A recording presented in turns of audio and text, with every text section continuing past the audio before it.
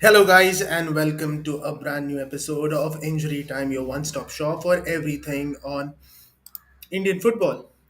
Well, before last week, one thing was certain: India could host an international footballing event, something that we showed with the Under 17 World Cup in 2017. But the event transpired over the course of last week. That very thing about Indian football has been brought into question. Can India actually host an event of international magnitude, a World Cup qualifier, no less? Well, the Women's Asian Cup that is underway in India has seen the host forced into withdrawing their own team of the competition due to COVID protocols and COVID cases in the team.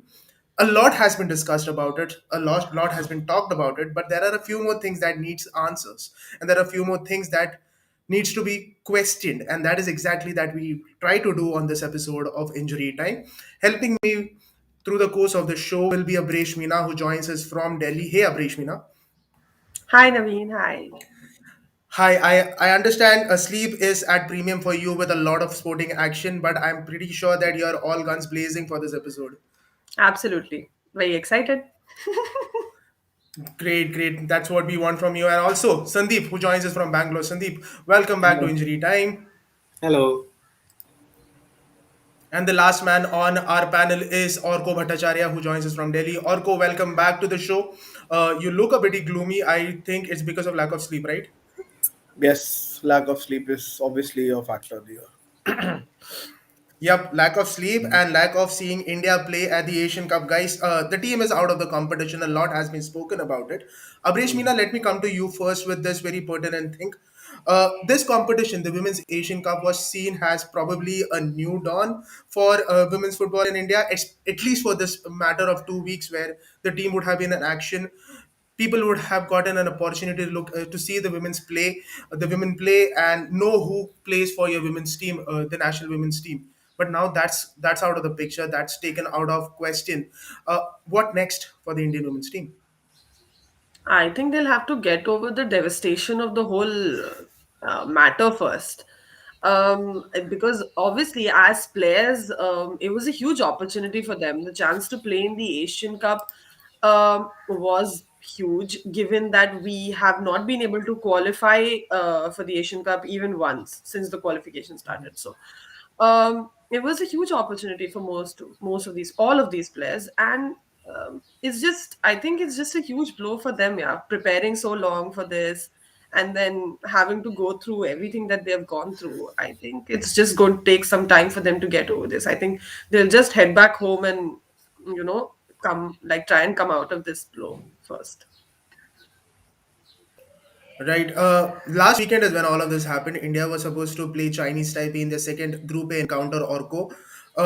The team had close to 13 positive cases.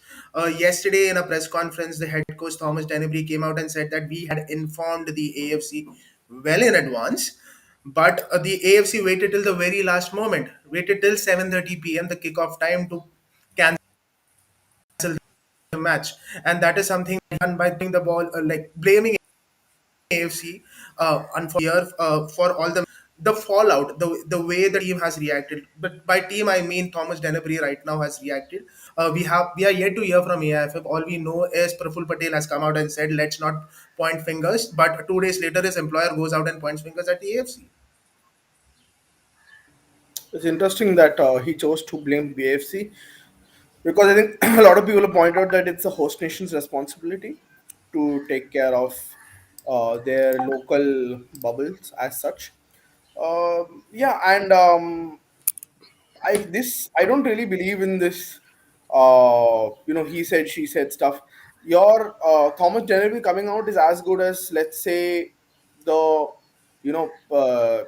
he's a responsibility of federation. So I mean, anything that he says, it reflects on the federation. So whether the coach said it or the president, whoever said it, it's a statement that has been made by an AIFF official, by the head coach of the team, right? Whether he did it on the behalf of the team or the federation, it doesn't matter, right? That is his official stance as of now.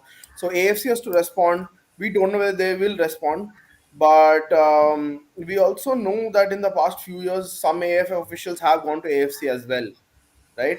So the two bodies have a lot in common. How they will react, how they will. I mean, obviously, it's not something that will be taken too well. You have to say within the AFC echo chamber, right? A lot of people talking about how this will impact India's chance of hosting things going forward. Yeah, I mean it's expected because I mean you as a host you couldn't maintain your own bio bubble, so I'm guessing, I mean, where they couldn't maintain or AFC couldn't maintain, obviously now people are saying AFC response. So you don't know, right? I'm not going to say AFC should have done better, AFC should have done better. The bio bubble was breached, right? Now, looking forward, right? I think India had plans to host the men's Asian Cup as well. There were plans. There are plans to, let's say, when AFC's round of hosting the World Cup comes, whenever it comes next, India sure to be in the contention with either women's or men's. The women's, obviously, Australia and New Zealand are hosting, so I'm guessing it'll be sometime before AFC gets another shot at it. The men's, they're talking about, I think, 2034, right? Because 2026 the hosts have been decided. So uh, yeah, I mean, you have to see that the fallout may be limited only to the hosting of national tournaments, but there are other things that hinge on the AFC also when it pertains to India. For example, the exemptions that we've been getting for not having a 27 game league, right, in the AFC Champions League. That's something that uh, it might. We don't know. It's also wrong to say the AFC will be vengeful. Well, that will be a backlash. We don't know what will happen, right? But there are a lot of things that the national federation depends on the AFC for, right? It's very as to see how all of this gets impacted. Well, Sandeep, you were part of that press conference yesterday where Thomas Dennebury came out with an elaborate statement of how things panned out from his point of view. What were your takeaways from it? Like, yes, it was a blame game. Thomas Dennebury clearly pointing fingers at the AFC. Yes, not a right thing to do. But beyond that, what was your takeaway from it? I mean, that's pretty much it. Like, honestly, I was really surprised when the whole thing started because I remember thinking, why are you hosting a press conference now? Because whatever has happened. You know, it's done and dusted. Now we can move on. Make sure that you're healthy and all that stuff, and get home safe and enjoy some time off. But it was surprising that they called the press conference, and when you attend the press conference, it's even more surprising because I was texting Abby also on the side, like, are you also on it? Like, what's happening? So it was surprising that he said this. It feels so they had all the numbers and the dates and the time and all of those things out. So it makes me feel like they knew exactly what they were saying. But at the same time, like Orko said, there is there is rules and things out there even on social media which says who maintains the bubble and who is responsible for maintaining the bubble and things. And LOC is basically one of the main uh, people who are supposed to do that, and that comes under the purview of the AFF. So, in my perspective, it feels like it was something of a damage control they tried to do, but probably shot the wrong fire. I mean, fired at the wrong side. And I'm sure Abby also did the same. Both of us did reach out to AFC to see if they can give a statement, and they gave a very generic statement. And the only thing, like this, is now reading between the lines, the statement they said, one of the messages was that we have conducted events across Asia during this period, multiple events at multiple countries. So we know the challenges that are facing. And they didn't say it outright, but when I read it, I was like, they're saying, like, look, we've done this everywhere. This is the first time we have this kind of a problem. So don't really point fingers at us. Again, this is me reading between the lines. Okay, it's not that they didn't say anything as such. So it just felt like that to me when I was reading. I discussed it with Abby as well because they said a very generic statement. And I hope they bring this up at some point in discussion because I think Superpower Football has asked about this event potentially affecting, the future hosting and things. I personally don't think that will be such a major thing. I think they will possibly be able to figure something out and move on because India is, I don't know, it's a big player, a player at least who's bigger in stature than it should be based on its footballing accomplishments. So yeah, it's interesting to see all this. I hope nothing serious comes out of it in terms of future major tournaments, but for sure this is going to be a black mark on AFC and AIFF in some way. Again, we can't really say this is his fault or the other person's fault, because if you start a bubble, right? Whoever started the bubble, let's say as of AFF, it's saying AFC is supposed to be in the bubble, and we see LOC is supposed to be each other bubble. To not test the hotel staff before starting a bubble seems like the basic thing to do, right? You start whoever is going to be in the bubble, you make sure that they're tested. And then the same. Why wouldn't you come a little earlier? You're a host team. You could have come and stayed here a month ago, 2 weeks ago, 3 weeks ago. You're staying in Kochi before that. You came 1 week before. Could have very well at that time with the pandemic and the wave that we were going and the crest of the wave that we were on, could have very easily been one of the you know one of the players or the staff caught it in transit, and it takes a couple of days sometimes to show, right? So the initial thing is obviously negative, then you get in and someone tests positive, and then it goes. Another thing would be to say why this is maybe a little bit more difficult, but there are other teams also who have positive tests, like Iran, for example, tested positive, and so all these guys have been able to sort of maintain their bubble still, like 4 people, 2 people, 3 people, but they've been able to play. So it seems, I don't know. There's a lot of questions for me to just say that somebody is at fault. It seems like a lot of things did go wrong in that place. All right, like we'll address those questions, those concerns one by one. But first up, something that you guys spoke about, like the LOC is responsible for the conduct of the competition, right? They eventually the buck stops at the LOC, and the LOC is appointed by the host federation and not by the AFC. Yes, there is some consultation happening, but it is eventually appointed The by AFC gives the the guidelines. correct, but it is appointed by the IFF in this case, right? But this takes me back to this conversation that Jaydeep Basu, one of the prominent journalists in the country's football journalist, was making. That he referred to that 20 the last time India hosted the under 16 AFC championships for boys in Goa. So his point of view was when he went to cover that event when he was in Goa, what he could notice was when the AFC comes in till the time AFC the actual AFC officials are not here, and there are a lot of AFC officials who come for these competitions.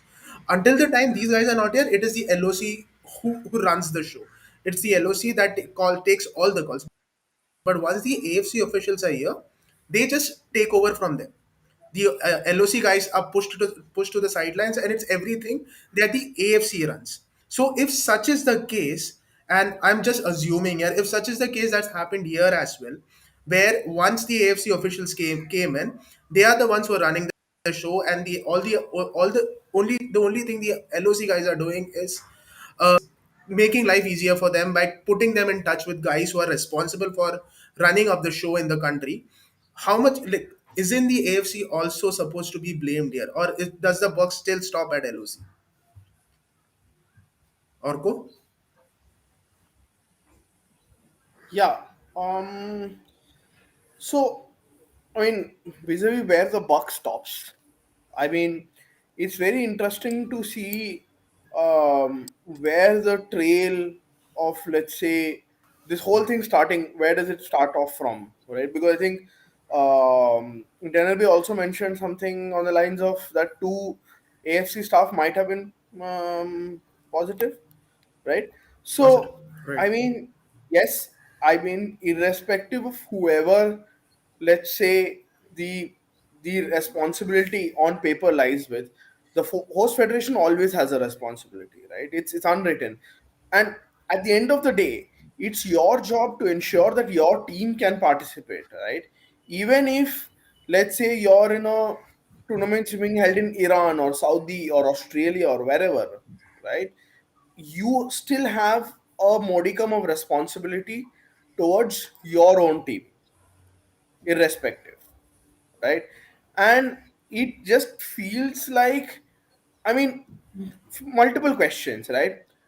You know that a lot of money has gone into this tournament to host it, to prepare the girls, right?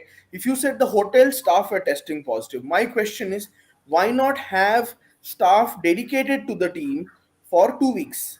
right? The cost of that, as I see, cannot be as high as having to withdraw from the tournament itself, right? That is something that was non-negotiable, right? For example, we were looking forward to really discussing the performance of the team on 27, this pod, right? How it's performed, but we didn't even get a chance to discuss that, right? What we are discussing is the post-mortem of what appears to be a very serious biobubble breach, right? So I have one question: why not hire staff dedicated to the team, right? Number two, what happened when you had, let's say, the first two players? It's very clear. I think Denery kind of pointed out to where it started. It started with two support staff, and support started with one player, right? So immediately, what should we have done immediately was maybe isolate those three at least, right? If you're keeping them in the same compound or in the same premises, right, there should have been a vigilance officer saying, listen, you three have to stay apart from the team, right? But like I said, I mean, once it gets into the bio bubble, I think it can get multiplied. Then it depends on the vigilance of the people inside the bubble to basically make sure it doesn't spread to them, right? I mean, the viable can be reached in multiple ways. A package comes in and the delivery person is COVID positive. Can happen. But did we take the necessary precautions? I don't know, right? And I'm not here to point fingers at federation or whoever. I'm just saying maybe we could have, let's say, uh, been a little more, what do you say, smart in how we went about this. But yes, when it comes to a buck stops, I mean, the federation also, like say, has to take responsibility of its own team also. And if it is the AFC, Absolutely. I would say the federation has 100% rights to go and ask the AFC ki, you guys said you would do it and you haven't, right? But Right. I mean, either way, the stakeholders, the fans, they need to know, right? I mean, I'm not a big fan of postmortems, but I think they deserve to know ki, matlab, who had, even for future purposes, because it Right. might be that even future tournaments are held under these conditions, right? So, Who's responsible, right? Why wasn't there what do you say? Why wasn't there a backup team in place, right? Why wasn't there a reserve squad in place to take their spots? I just feel we could have, In that vein, do better. they did try to get the under 17 girls who were training in a bubble somewhere, an Yeah, AFC but team you're would talking allow about for. a bubble to bubble transfer. Yeah, that's You're what they talking about a said. bubble to bubble transfer. I'm talking about a standby, and India has enough women players to have a standby team, notwithstanding the under 19 team itself. But that is not fair, right? Just because you're host, you can't just keep having more players and the other teams are allowed to bring. Just because you can have 60 no, players in India, other teams are bringing 25, 30 players. That's not fair. That part I won't agree with. But they did try. But the interesting thing is, like, regardless who's on, who's whose fault it is, AFC Federation, whatever, India has to pay a fine. India has been knocked out of the tournament, and in the future also they could have some problems. But I think that they but will. yeah, yeah, this fine thing, like, does India have to pay a fine?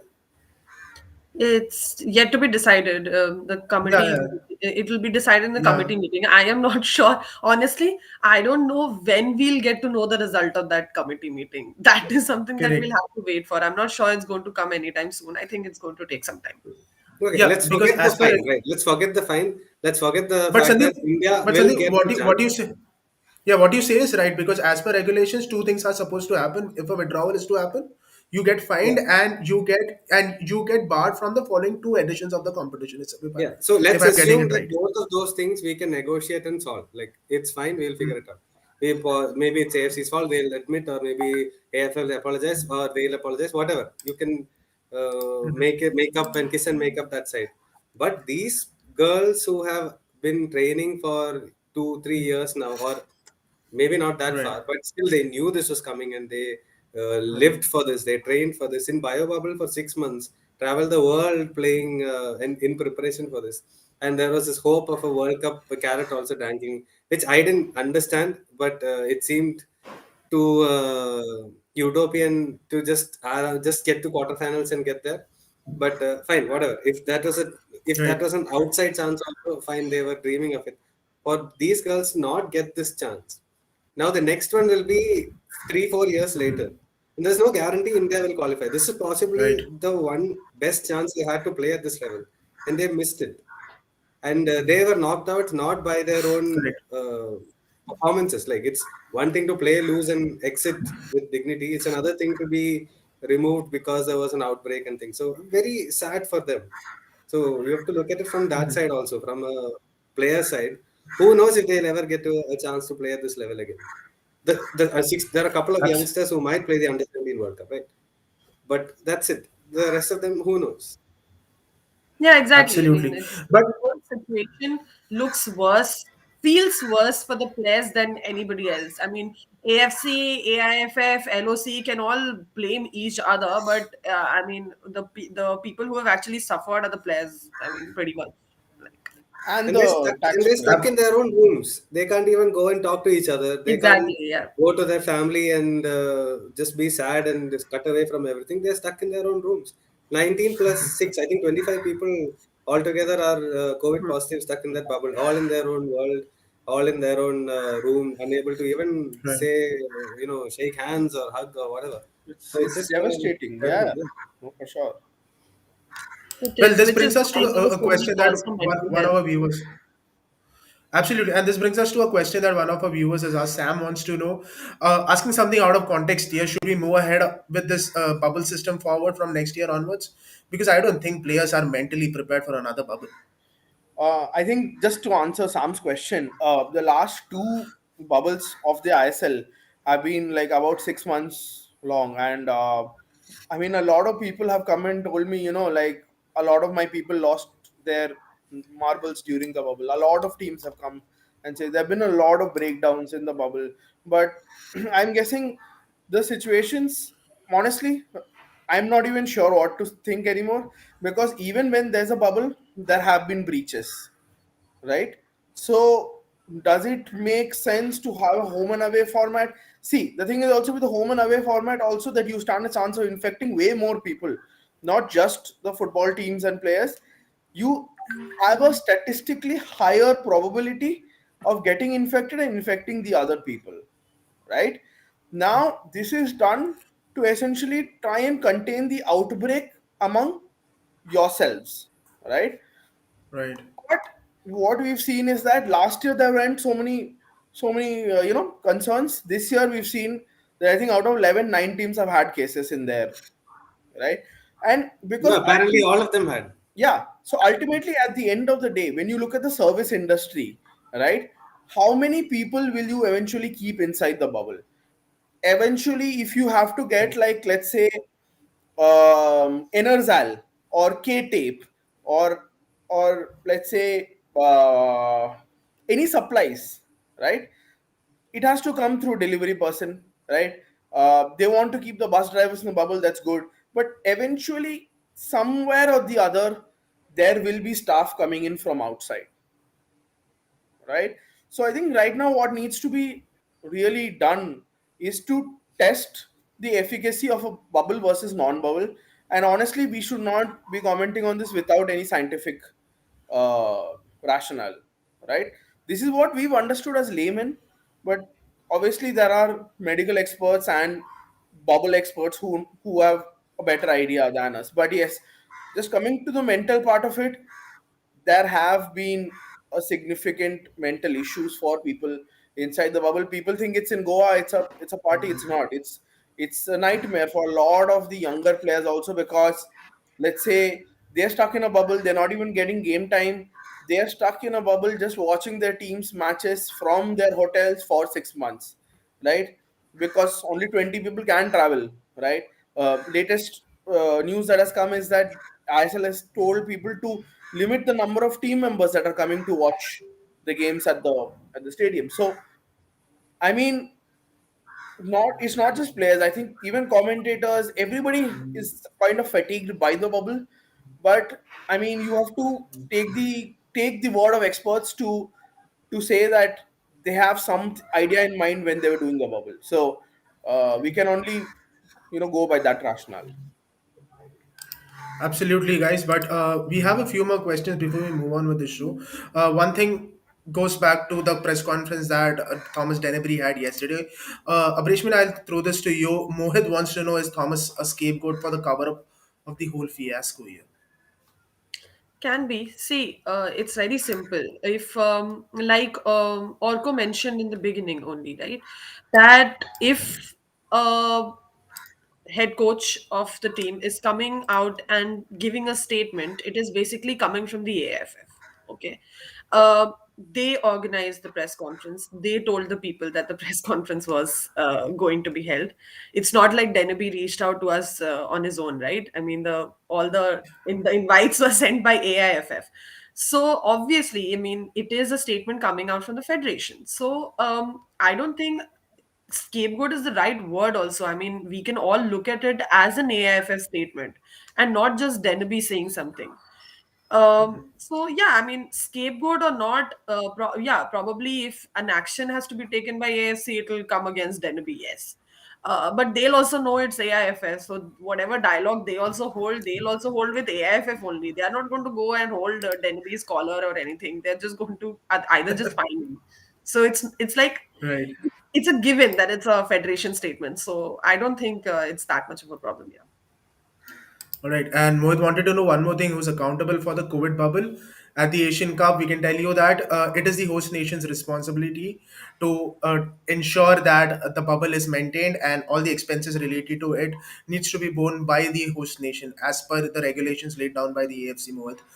Well, guys, that about everything that happened there. Another aspect of this whole fiasco, if I may call it, is that the lack of communication that we saw from every party involved in it, be it AIFF, be it AFC, be it anyone involved. There was a total lack of communication.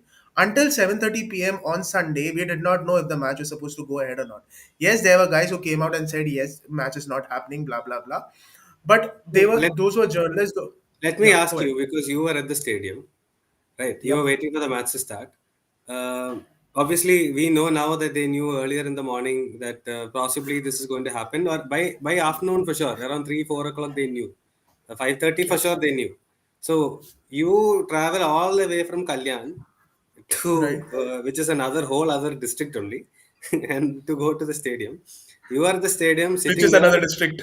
which is another district. Yeah, you're sitting there in the stadium, and you are seeing tweets from people saying the match might not happen. Right. So, what is going through the situation? Like, were you getting any information from there because you are all on the outside, right? Like you were at the venue. Yep. Okay, let me take you through the entirety of Sunday as it panned out for me. When I left home at around say 4:30 because I have to leave that early to reach the stadium by at least 6. So when I left at 4:30, there was no information. I went all gaga because the match is happening. I am going to watch India versus Chinese Taipei happen at DY Patil. I was all happy about it. I'm going to watch the match, click a few pictures, and blah blah blah, and make people jealous. That was the whole point. But at Good to around see six that o'clock is football is where, not the motivation, but photos and jealousy is the motivation. Yeah. of Ravi is course, an dude. influencer. Yeah, influenza. So basically, it was me and another journalist friend of mine. Both of us traveled together, and by 6 is when we reached DY Patil. Usually, what happens is, if say 2 to 3 hours before the match is supposed to kick off, the gates are opened and you can enter. Be it media, be it fans, the gates are open at least 3 hours in advance. But 6 o'clock we reach for a 7:30 kickoff, and the security at the gate do not allow us to get in, and that startles us. We are like 7:30 is the kickoff. 6:30 is when the lineup is supposed to come out. Later on, Orko tells me no, 6 o'clock is when AFC sends out the It is. lineup. Yeah. Usually, but I was not aware of this. So by 6 o'clock, I'm wondering why are we not allowed in. So we speak to the security guard on the gate, and he tells us we have been instructed not to let you in before 6:30. And I'm like, that is not possible Yeah. because 6:30 is when the lineup is supposed to come in, and we need to set ourselves up if we have to start working at 6:30 when the lineup comes in. Like, this is not happening. So the next thing we did was we called the LOC guy, the guy who's in charge of media in the LOC. And he's also taken by surprise when we said that people are not letting us in. So it's like, then he comes back and says, let me make a few calls and I'll get back to you. In 5 minutes is when the media in charge in the LOC gets back to us and tells that things are sorted, they'll let you in. And at that very moment is when the security approaches us and ask us to drive inside to the compound, park our cars, and head to the stadium. And from there on, things were smooth. So at 6 o'clock, when we were talking to the securities, when we realized that one team is yet to reach the stadium. We don't know which team this is. We just know that one team is yet to reach the stadium. And I'm talking at 6 p.m. When the kickoff is at 7:30. And that is not the right way to go about it, because the teams arrive at least 3 hours in advance. If not more, they reach at least 3 hours in advance. So by 6 o'clock the team is not in, and that's when we go to Twitter and figure out, okay, there are then you see a lot of rumors floating on Twitter, like, there I am hearing rumors, I hope it's not true, let's hope for the best, and blah blah blah, those sorts of tweets. But there is nothing happening at the stadium, because let me remind you one thing. Unlike the previous competitions that we would have covered, the number of personnel at the Asian Cup is relatively less. Restricted the number of volunteers. They have restricted the number in the outside bubble. So there are two bubbles that are happening. One is an inside bubble where your team and your AFC officials are, and there is an outside bubble where we enter and you have the volunteers. So this is where we have to produce an RT-PCR not beyond 72 hours of testing.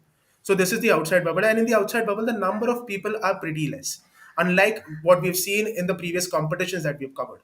So there is no conversation, there's no murmurs happening here. So I was like, okay, people are less, so there's not many would be aware, because for information to trickle in from the inside bubble to the outside bubble, you need someone here to receive the information, right? And all we can see here are the volunteers, and the volunteers will do as they have been instructed. They won't go beyond that. So to bank on volunteers for information is not the right way of going about it. So we enter the press tribune, we go in there is nothing happening there. So we enter by around say 6:15. We see the Chinese Taipei support staff come out, set up the cones, come out with the balls for all the pre-game warm-up routine which the team has. A while later, we see the referees step out, do go through their warm-up routines, and we're like, okay, if this is happening, there should be something happening. It shouldn't be the case that referees are coming out and warming up for no good reason, right? They Just would to be clarify that point, right? Essentially, that's the difference between an abandonment and a forfeit. So, if all the right. players, all the staff of the other team have come and your team hasn't come, it means that team was ready and you weren't. Thus, it should be a 3-0 forfeit to that team. That is the only Right. reason they were even present at the venue. Even if they knew the other team was going to forfeit, you still have to show up in order to get that forfeit. Sorry, go on. Got it. Got it. So we see the referees come out, go through their pre-game routine, and a while later, everyone goes in, because that's how usually happens, right? You finish your warm up, go in, change, and then walk out to the anthem, and then have the match. These teams go in, these people go in, and we see nothing happening. Then by now it's 7:15, and there is no news coming out. Uh, and we're like, okay, there is something wrong. Not exact, because all this while we haven't seen the Indians step out for their warm up, and definitely no player wants to start a match of that magnitude without a warm up, right? And we haven't seen that. So by now we know that the match is not happening. But you can't go ahead and file a copy saying that the match has been called off unless you have an official statement. So what do? You have to wait till the time someone, be it the AFC official, be it someone from the AIFF, come out and say that, okay, the match is not happening. By now, the tweets are circulating that the match is called out, but you can't base your story on tweets that you found on a social media platform. So we wait till 7:30, and 7:30 is when they flash on the screen saying that the match has been called off. For more information, go to the website. And that's when, in the common WhatsApp group that all of us are part of, we get a lot of information coming in. A lot of PDFs have been shared. The information is trickled down, and that's when you realize, okay, things are gone. Now you just running around helter skelter just to file a copy saying that the match has been called off. All this could have been saved, because tomorrow yesterday is when we realized it was in the morning that the Indian team informed the AFC that we have so and so many players infected of COVID. We are not in a position to field a team. If the AFC knew it by then, they could have called off, right? Because this is not a usual circumstance that you find yourself in. COVID is basically you're living in a pandemic, so you need to act accordingly and not stick to your regulations and not stick to your rule book. Yes, I get the point that the rules have been made for a reason. The regulations are in place to ensure there is some sort of there is no bias and there's some sort of fairness into the entire process. But this is an extraordinary situation that you find yourselves in. When you knew that a team was in no way could field a team field 11 players for the competition or have that stipulated number of players for the match in the evening, you would have taken this decision in the morning and saved us, like Sandeep said, saved us the whole effort of traveling for kilometers and kilometers, traveling for hours to a stadium just to come back, just to get there and know and wait till 7:30 to realize, okay, the match is not happening. That could have been avoided. This was my takeaway from the entire experience. But again, what the first reactions of most of us, including me, is to blame the AIFF, right? Because and I won't blame anyone for doing that, because AIFF in the past has been caught wanting when it comes to communicating to the press, to the fans, and they have been guilty of, and that is reaction from a lot of fans. You go on to blame the AIFF, but sorry to tell you, this time around AIFF was not at fault, because one of the participating teams in this competition. And when you are one of the participating team in the competition, you have to adhere to the rules and regulations laid down for the participating teams as well. And the rules for the participating teams tell you that you cannot communicate before the confederation, the AFC, in this respect, goes out and gives out a statement. That is the very reason why AIFF could not come out and give you any information. So it could be about, okay, we have players who are positive. It could be about, okay, things look a little dicey. You can't even send out cryptic messages, because if you do that, it can be held against you. So blaming AIFF for the lack of information in this respect is something that I don't think is the right thing to do. It's a very Mallu thing to say, kilometers and kilometers. All right, yeah, There's Prishmina, just go on. one thing. There's just one thing. I read in the rules that you cannot make a statement without a written permission from AFC. That's the exact words that I read. Okay. So, my only point is I completely understand that you can't go ahead and make a statement of the match not being able to take place.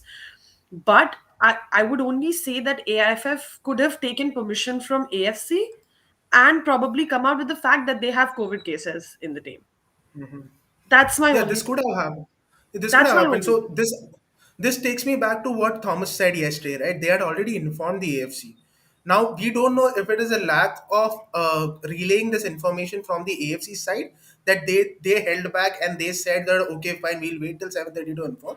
This is complete speculation for me, because we don't know what exactly the chain of conversation here was. But again, reiterating, to blame AIFF for not sending out this information, not communicating in this regard, is a little harsh, is what I think.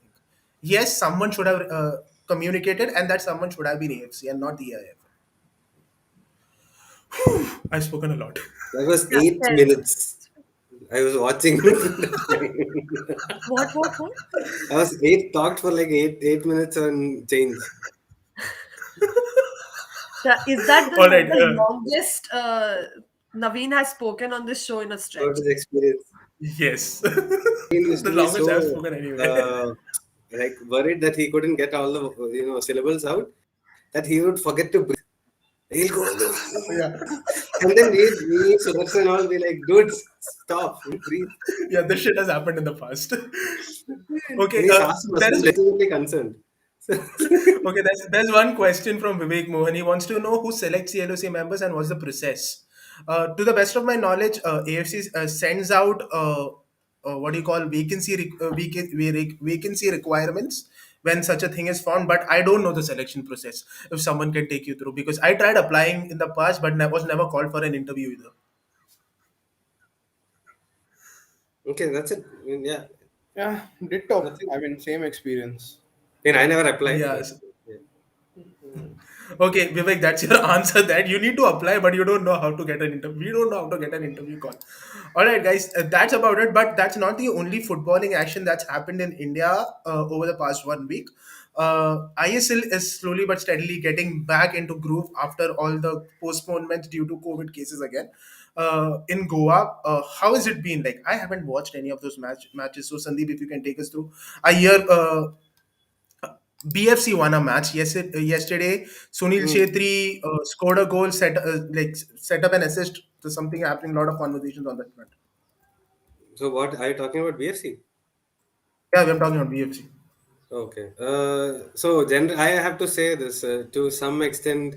It seems I have sort of lost touch with what is happening in ISL because of a lot of cancellations and things like that. And yeah, but yeah, BFC match I saw this one and the previous one against Goa as well. I think they're doing well. There is a question a couple of people have asked in on Twitter about BFC's unbeaten run and can they make it to the top four and things like that. And I honestly think they can because the teams in the top four are not winning. Pure plain and simple. Like Mumbai is finding new ways to not win games. I don't understand. That team looked so good in the beginning. I don't know what happened suddenly that they are not playing well. So, and there are other teams. ATK Mohan Bagan has not played in a long time, and all these things make you wonder. I mean, they played one game recently, but there are 2 3 games that are pending that they have to play. So we need to understand how all of that and when they'll play, how often they can play now that the things are rescheduled, etc. But BFC perspective, I think. I don't know, man. It just seems like slowly Marco has found the combination, and he's done a very good job in terms of the team pressed really well yesterday. I mean, I didn't think they would press like that because they haven't trained. They had very limited training sessions. A lot of players came out of the quarantine yesterday morning. There were some big absentees in the team. Clayton was not there. Gurpreet was not there. Ashik was not there. So there were some big absentees in the team, but they still played well. Nice to see, always see the young players get a chance. Muirang and Damit and all of them coming and playing. It's all basically. I thought they looked good. I think they are building a head of steam now, which can see them probably go into the top four. And for some, I don't know how. I think the fact that Sunil was moved to the center really helped yesterday.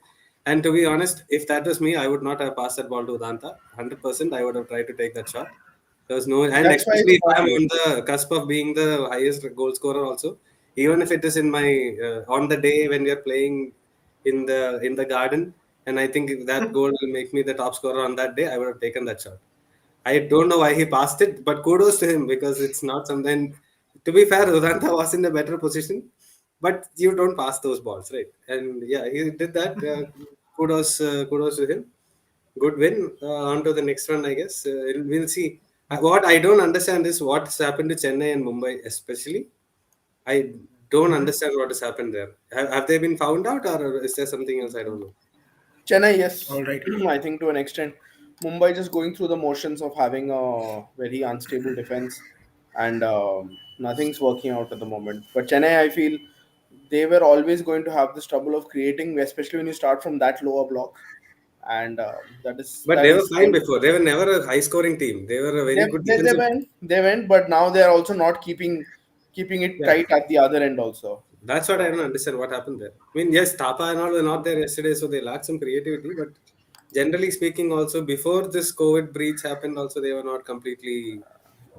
Yes, Lara Sharma was great. I agree with Because Lars I've also on that. always rated Lara very highly, Yeah. and Orko and I both have had this conversation before, and he is very good, and we saw a little bit of that in Duran Cup. We see this yesterday because he came into a situation where he's filling into a big boots, right? Hmm. Big gloves, let's say, Huh. because it's Gurpreet, and he's come in, and the Like literally very and first save figuratively. that he made with Parag making the mistake, and it was like some 3 feet. That reflex save that he made, it looked commanding in the box. Very, very good performance. And for that reason, I don't know. Like there is a part of me who's like, does he want to stay there and fight for the position? It's important for his personal development that he get game time now. Absolutely, that's tough, right? Look at Prabhshagan, what happened to him.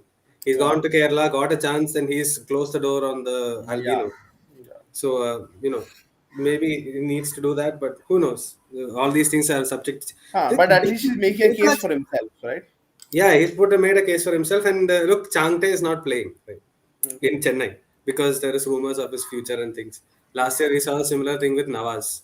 He was not playing because he was not going to sign a deal. So there are some big moves that are possibly going to happen in the summer. So Mm. who knows how all of the chips will fall where it will. Well, Abrishmina, I understand you've been busy watching the Asian Cup without missing a single match. So not much of an ISL for you then. No, not at all. I didn't even watch yesterday's game. I was watching Iran versus Chinese Taipei at the same time. I was covering the game. Priorities. All right, great stuff, guys. Moving on, there are more questions coming in. Vivek Mohan wants to know how the bubble system is working in the EPL and other leagues. You have Well, one of There the is no worst bubble in outcomes in EPL. the just I'm UK. not sure. I'm not sure if there's a bubble There's system, no bubble in EPL. There's right? no, there's no There's bubble. no Yeah. bubble. So just to answer that, there is something that gets created when you have a lot of your own personnel.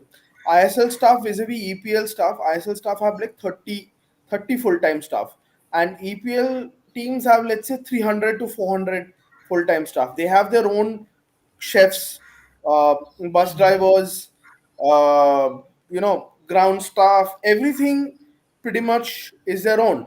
Whereas in ISL, and to conduct the ISL also you need a lot of people. So what happens is that FSDL provides some amount of manpower, the clubs provide some amount of manpower, and a portion also comes from volunteers, right? So because they don't bring belong to one group, essentially it's more difficult regulating them, right? As opposed to the bus driver in Premier League who's only catering to that Premier League team, right? As opposed to that chef who's only coming in contact with that team, right? So I don't know if you want to call this a natural bubble. I don't know what you want to call it, but essentially due to the number of staff that Premier League clubs have, they have it always contained, right? But again, like I said, the supply chain of services is such that at some point in time even Premier League clubs are forced to get services from, let's say, vendors outside, right?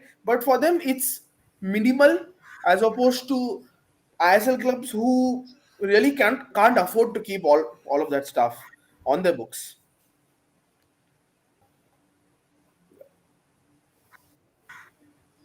What Go on. happened, Naveen?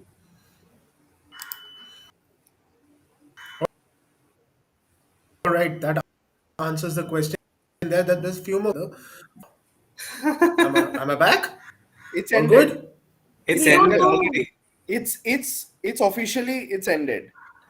No, it's not. It. I always thought this tournament. He was sort of waiting for this tournament to finish, and then Not this. I think it's the under 17 Women's World Cup that that's in October, right? yeah. Yeah. Okay. But basically, there is some. FIFA event. Is Naveen talking? Okay, Naveen is done. Okay, there's some delay. Can't hear you.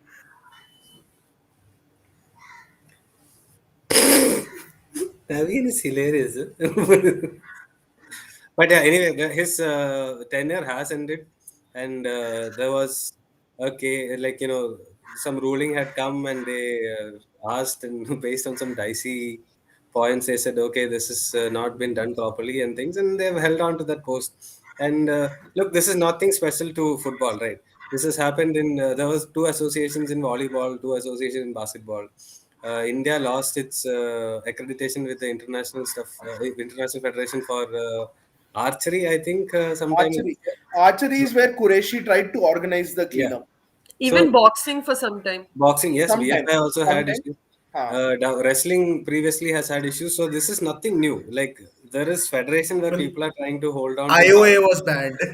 IOA was banned. I mean, but look, That's it's right. a, yeah, he's working for the Olympics.com, no, so he should know more than me. But yeah, this is nothing new that people in power want to hold on to their power Huh. and extend Nay. based on something. So people's assumptions is that essentially like Indian sports is like a huge company of which there are subsidiaries like these associations, right? That's a myth. Essentially, the IOA, the AIFF, the Boxing Federation, the Wrestling Federation, they are all affiliated maybe to IOC, to IOA, but they are essentially independent organizations. They are independent organizations with independent constitutions which are registered either under the Companies Act or the Societies Act, right? Therefore, enabling them to function independently. Similarly, for state associations, it's not like the AFF can hold them accountable because they are again independent organizations. Please note they are not subsidiaries of the AFF. Football Delhi is not a subsidiary of AFF. They are independent organizations which only have affiliation to the master organization AFF. Right? Similarly, AFF is not a subsidiary of AFC. It is not. It has to adhere by the rules. There are some guidelines, and there are, like I said, there are some points to be met when you are considered a member, but you are not coming under the direct control or purview or management structure or hierarchy of the organization which is supposedly at a higher level than you, right? So when people said, can we remove, we can't remove, right? Because the AFF Supremo has been elected by the members of the AFF, and he's only answerable to himself. Nobody is answerable. Praful Patel is not answerable to anybody, right? Because of the way the structuring of sports bodies in this country I mean, work. that's a little harsh. No, it's not like he's not answerable. But I'm saying legally, as a Um, legal entity, no. No, it's not like India Sports is his boss. It's not like MYS is his boss. They are not. They are not his boss. They are independent bodies of each other. Yeah, the best that can ministry do is stop the funding that comes from the ministry. That's it. And That's with it. the AFF, Yeah. yeah, in AFF respect, that is minuscule given the money they no, get no, from no. They FSA. get a good amount of funding from the No, but side. it's No, minuscule. He's right. It's yeah. It when is compared to it is what almost comes from the marketing. yeah. It is almost nothing compared to what they get from private bodies. Hmm. It is nothing. I, I, Right. I've heard they get around 30 crore or something. That is, you are talking about Oh SAI. yeah. You are talking about Sorry. SAI, which is a different body again. Yeah, exactly. I'm talking I about Sports Authority of No, India. no. Sports Ministry is different again. MIS is separate I from know, but SAI. I'm saying it's not a minuscule amount that, I mean, Sports Ministry can always tell SAI not to do this also if they want to punish them.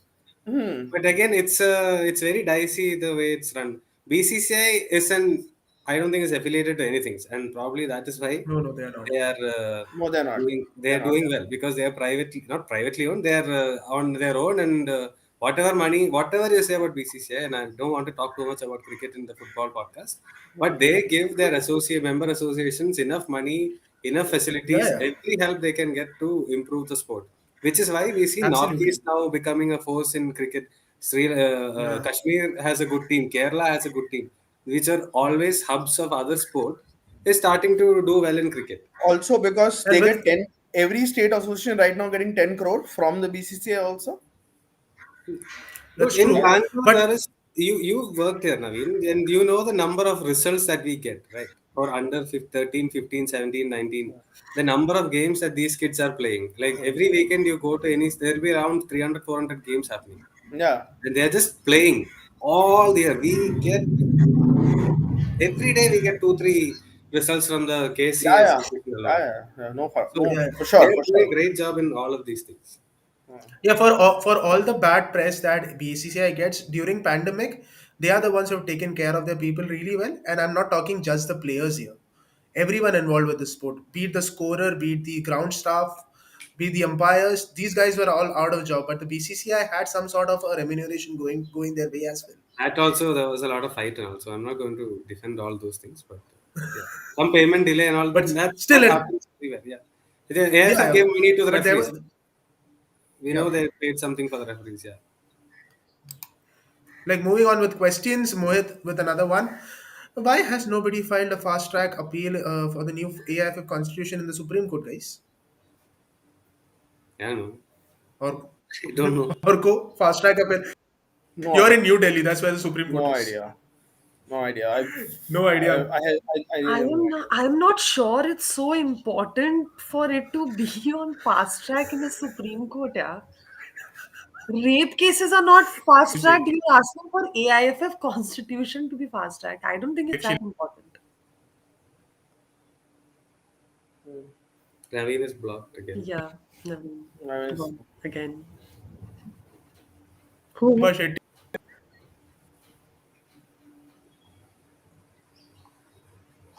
Okay, leave it. Yeah. Aside. I don't Am, know if there is anything else, right? uh, am I back? Am I back? Yeah. Yes. Okay, there's one more then. Hold on. What do you think of the relation to the Masters Rights Agreement between AIFF and Reliance when it expires in 2025? Tough to say, right? That what is going to happen. I don't know. It just feels 2025, is it when it ends? 2024, Huh. I So think. when it Huh. ends, I don't think I think Reliance and they've invested too much for them to walk away. So I would think that they hold on, and they have some plan. They've got rights to a lot of events as well. So even if they don't go forward with the plan of launching their own channel, I think they will continue to be involved in some way, shape, or form. Yeah, Pavneet hits the nail on the head. मेरे internet के लिए खाता बोलना पड़ेगा अब.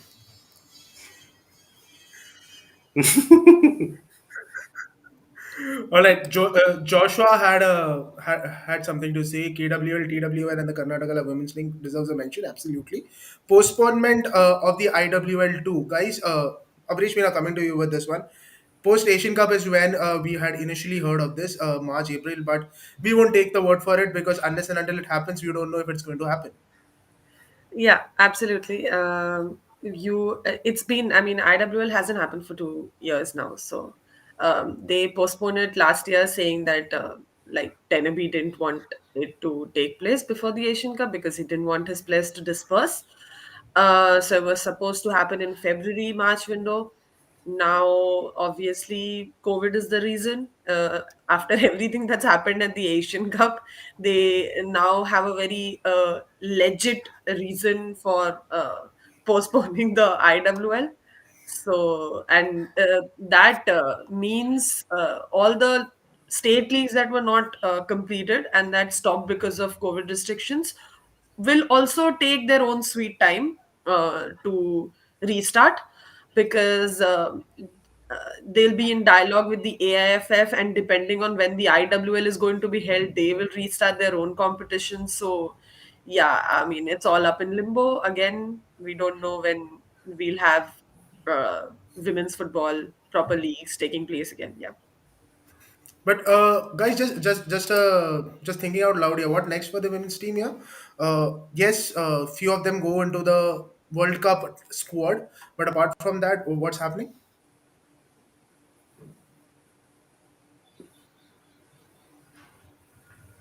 We can't hear Abby. Sorry.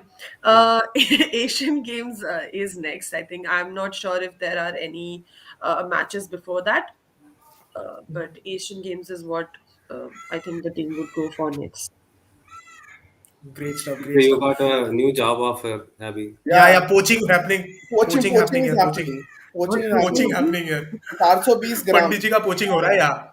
हाँ. Poaching happening here. Oh my But God! we Oh. love. Yeah, yeah. Abresh Mina just noticed it. बताना पड़ता है लोगों Yeah, को. I just noticed it. Only after you guys said. DM me, guys. We'll talk She there. has to go on loan from injury time. So 420 grams, you can send the invoice to injury time. हाँ No, भाई, कुछ तो we पैसे are आने we दो. are we are not like that. We'll allow people to go anywhere and improve themselves. So no problem. Yeah, one reason why we never make money. Yeah. No, no, we have an ironclad 5-year contract with Abresh Meena, so it Abresh, has to be on yeah. loan only. Look, Slok is gone now. Loan. Slok has Yeah. gone to उसका bigger भी and पैसा नहीं better. आया आज तक. Slow, I'm saying we let go because we didn't see him developing further. So हमारे reserve Oh my चला god. गया. Okay, there's one question for you, Orko. Vivek wants to know: do you think Manisha Kalyan has it to go abroad and make it big? Um, honestly, I can't say that. Of course she can. Depends on which division she plays in, but it's going to be very difficult for anybody beyond their formative years to go and play in Europe. Uh, and abroad, yes, maybe there are some leagues in the world that she could play in, but it depends on what she wants to do. Honestly, it's very difficult for me to say this because I mean we've seen Manisha Kalyan play in Abresh, correct me if I'm wrong, almost 30 games last 2 years. Is that is the, and Yeah, mostly in the domestic circuit. more or So less. Yeah. yeah, we don't know how she'll fare. And honestly, you can't say unless and until someone goes there and you know I would just like to mention one thing. Okay, yeah. Europe is just overrated in the sense that everybody just wants the Indian players to go to Europe. Okay, um, वहाँ ठंड पड़ती the है. in, the intensity of games over there in even countries that we don't know about would be far more than the intensity that she plays in India. So if she wants to try for abroad, the first step she should try taking is try and see if she can play somewhere in Asia. There, again, there are countries Okay, that have better league system than us. So yeah, let me go on. stop you Go there. on. Like, when you say Asia, which are the countries you're referring to here? Thailand, try Thailand. We've seen them in the Asian Cup. Yes, they lost against Philippines, but the intensity of the games and the way they play, it's far better than what India, offers. Their So if national you team, want to, men's national team also won Suzuki Cup or something recently. Oh yeah, So yeah, yeah, they are doing yeah, well exactly. generally. Exactly. Even in Vietnam, men's. for that matter, yeah, Vietnam ka league is better than our league. Vietnam players are the level of football there is big. It's better than us. So if you want to actually try and improve yourself as a player, try making it in countries that are better than India in terms of gameplay in Asia itself, and try and see if you'll get game time over there. Going to Europe and sitting on the bench is not a good idea. It's just not a good idea. If you don't get to play enough games, then why are you going? You will just sit there and just you might just pick a thing or two, most definitely only fitness, and then you'll come back. So it doesn't really make sense. Just try and get game time and improve yourself as a player. So yeah, I mean, and intensity is just way higher. So you will always, we don't have stats over here. We don't keep stats in India, so we don't really know the nuances of say ball control, reaction time, and all of that. So when you go out there and the intensity of play is greater, you don't even know how you're going to fare in comparison to the rest of the team. I mean, So you have some example with what happened to Baladevi, right? She went there. yeah, She's the best in yeah. India, right? She went to Scottish She's team. by far the best in Asia, but if her stats, if you see in the Rangers team, they weren't very flattering. So again, But, like we are friends with Sam Kerr now. Maybe she can put in a good word. yeah, let's Who is see friends what with Samke? We are. Who is? we are. No, We we are. got Yeah. her We, to oh we my got her to god. say on the video that she's very But what you guys talking about? That video makes it all right. Now it's all everything. fine. The It's all Sam good. sent a video. Like, I mean, what more do you guys want here? Sam Chechi. You guys are Sam Chechi. always so demanding. Like, Sam Kerr made a video. I mean, you guys can't even appreciate that. Seriously. What is this? Seriously. Like, Orko for a change is being a lot optimistic today. yeah. Like, video तो चाहिए था Okay, हमें we मिल गया मिल गया ना अब क्या हाँ चाहिए तुम्हें? Okay, we have reached the hour mark. I think it's time for us to wrap up. But before we go, just a heads up: there is a lot of footballing action happening today. Final round of fixtures in the group stages. If I'm not wrong, in the Women's Asian Cup. With respect to men's in Asia, the World Cup qualifiers resume. Some big matches: Vietnam, Australia, Oman, Saudi Arabia, Iraq, Iran. Pick your have your pick and go enjoy the matches. And also ISL is also happening. Okay, that's also happening. So a lot of footballing action. So go ahead, enjoy whatever you want to watch. And until we bring you the next episode of Injury Time, have a हाँ great time.